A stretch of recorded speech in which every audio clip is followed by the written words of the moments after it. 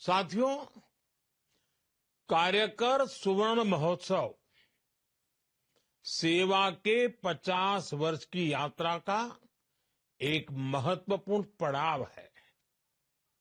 50 वर्ष पहले स्वयंसेवकों का रजिस्ट्रेशन करके उन्हें सेवा कार्यों से जोड़ने की शुरुआत हुई।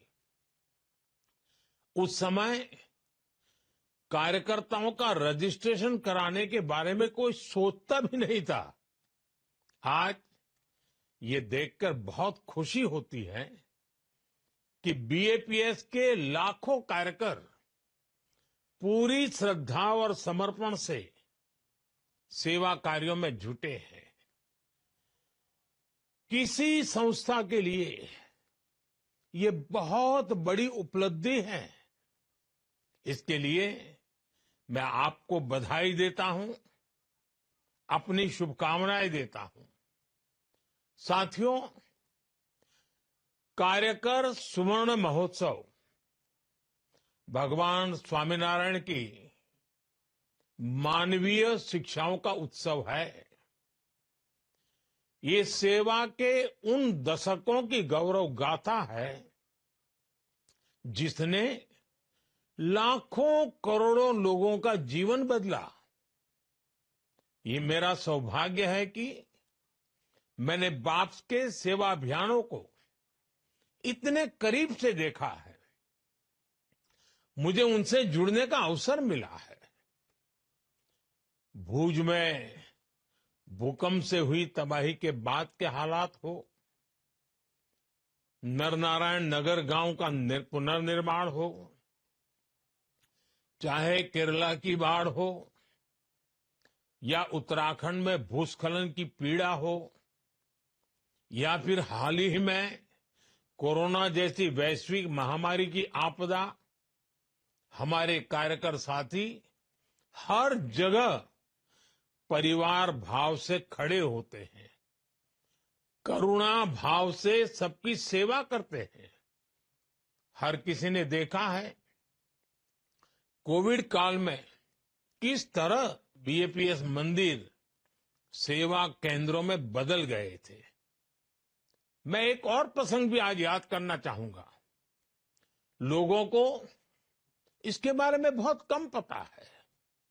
जब यूक्रेन का युद्ध बढ़ने लग गया तो भारत सरकार ने तुरंत ये तय किया कि वहां फंसे भारतीयों को तत्काल सुरक्षित निकालना है। इसके बाद बहुत बड़ी संख्या में भारतीय पोलैंड पहुंचने लग गए थे। लेकिन एक चुनौती थी कि पोलैंड पहुंचे भारतीयों को युद्ध के उस माहौल में कैसे ज्यादा से ज्यादा मदद पहुंचाई जाए। उस समय मैंने बीएपीएस के एक संत के साथ बात की और ये बात मुझे लगता है शायद आधी रात बीत चुकी थी। 12 या 1 बजा था रात को, तब मैंने बात की थी। उनसे मैंने आग्रह किया कि बड़ी संख्या में जो भारतीय पोलैंड पहुंच रहे हैं, उनकी मदद के लिए मुझे आपका सहयोग चाहिए। और मैंने देखा कि कैसे पूरे यूरोप से रातों रात बीएपीएस के कार्यकरों को आपकी संस्था ने एकजुट कर दिया। आप लोगों ने युद्ध के माहौल में पोलैंड पहुंचे लोगों की बहुत बड़ी मदद की। बीएपीएस की ये ताकत वैश्विक स्तर पर मानवता के हित में आपका ये योगदान बहुत ही प्रशंसनीय है। और इसलिए आज कार्यकर स्वर्ण महोत्सव में मैं आप सभी का आभार व्यक्त करता हूं। आज बीएपीएस के कार्यकर दुनिया भर में सेवा के माध्यम से करोड़ों लोगों के जीवन में परिवर्तन ला रहे हैं। अपनी सेवा से करोड़ों आत्माओं को स्पर्श कर रहे हैं और समाज के अंतिम छोर पर खड़े व्यक्ति को सशक्त कर रहे हैं। और इसलिए आप प्रेरणा है, पूज्य है, वंदनीय है। साथियों, बीएपीएस के कार्य पूरे विश्व में भारत के सामर्थ्य, भारत के प्रभाव को ताकत देते हैं। विश्व के 28 देशों में भगवान स्वामीनारायण के 1800 मंदिर, दुनिया भर में 21,000 से ज्यादा आध्यात्मिक केंद्र, सेवा के अलग अलग प्रकल्पों का काम, दुनिया जब ये देखती है तो वो इसमें भारत की आध्यात्मिक विरासत, आध्यात्मिक पहचान के दर्शन करती है। ये मंदिर भारत के सांस्कृतिक प्रतिबिंब है, विश्व की सबसे प्राचीन जीवंत संस्कृति के केंद्र है। कोई भी व्यक्ति जब इनसे जुड़ता है तो वो भारत के प्रति आकर्षित हुए बिना नहीं रहता। अभी कुछ ही महीने पहले अबू धाबी में भगवान स्वामीनारायण मंदिर की प्रतिष्ठा हुई है। सौभाग्य से मैं भी उस कार्यक्रम में शामिल हुआ। उस कार्यक्रम की, उस मंदिर की पूरी दुनिया में कितनी चर्चा हो रही है। दुनिया ने भारत की आध्यात्मिक विरासत के दर्शन किए, दुनिया ने भारत की सांस्कृतिक विविधता को देखा। ऐसे प्रयासों से दुनिया को भारत के सांस्कृतिक गौरव और मानवीय उदारता के बारे में पता चलता है। और इसके लिए मैं सभी कार्यकर साथियों को बधाई देता हूं। साथियों, आप सभी के बड़े बड़े संकल्पों का इतनी सहजता से सिद्ध हो जाना, ये भगवान स्वामीनारायण, सहजानंद स्वामी की तपस्या का ही परिणाम है। उन्होंने हर जीव की, हर पीड़ित की चिंता की। उनके जीवन का हर पल मानव कल्याण में समर्पित रहा। उन्होंने जिन मूल्यों की स्थापना की है, आज बीएपीएस उसी प्रकाश को विश्व में फैला रहा है। बीएपीएस के इन कार्यों को एक गीत की कुछ पंक्तियों के माध्यम से समझाया जा सकता है। आपने भी सुना होगा, घर घर गाया जा सकता है। नदियां न पिए कभी अपना जल, नदियां न पिए कभी अपना जल, वृक्ष न खाए कभी अपना फल। नदियां न पिए कभी अपना जल, वृक्ष न खाए कभी अपना फल। अपने तन का, मन का, धन का दूजों को दे जो दान है, वो सच्चा इंसान। अरे इस धरती का भगवान है। साथियों, ये भी मेरा सौभाग्य रहा कि मुझे बचपन से ही बीएपीएस और भगवान स्वामीनारायण से जुड़ने का अवसर मिला। इस महान प्रवृत्ति से जुड़ने का अवसर मिला। मुझे प्रमुख स्वामी महाराज का जो प्रेम और स्नेह मिला, वो मेरे जीवन की पूंजी है। उनके साथ कितने ही व्यक्तिगत प्रसंग है जो मेरे जीवन का अभिन्न हिस्सा बन गए हैं। जब मैं सार्वजनिक जीवन में नहीं था, जब मैं मुख्यमंत्री नहीं था, और जब मुख्यमंत्री बना, जब प्रधानमंत्री बना, हर पल उनका मार्गदर्शन रहा। जब साबरमती में नर्मदा का पानी आया तो उस ऐतिहासिक अवसर को आशीर्वाद देने परम पूज्य प्रमुख स्वामी जी स्वयं आए थे। बरसों पहले एक बार स्वामी जी के मार्गदर्शन में स्वामी नारायण महामंत्र महोत्सव हुआ था, या उसके अगले साल स्वामी नारायण मंत्र लेखन महोत्सव हुआ। मैं वो पल कभी भूलता नहीं हूं। मंत्र लेखन का वो विचार अपने आप में अद्भुत था। मुझ पर उनका जो आध्यात्मिक स्नेह था, जो पुत्रवत भाव था, वो शब्दों में कहना मुश्किल है।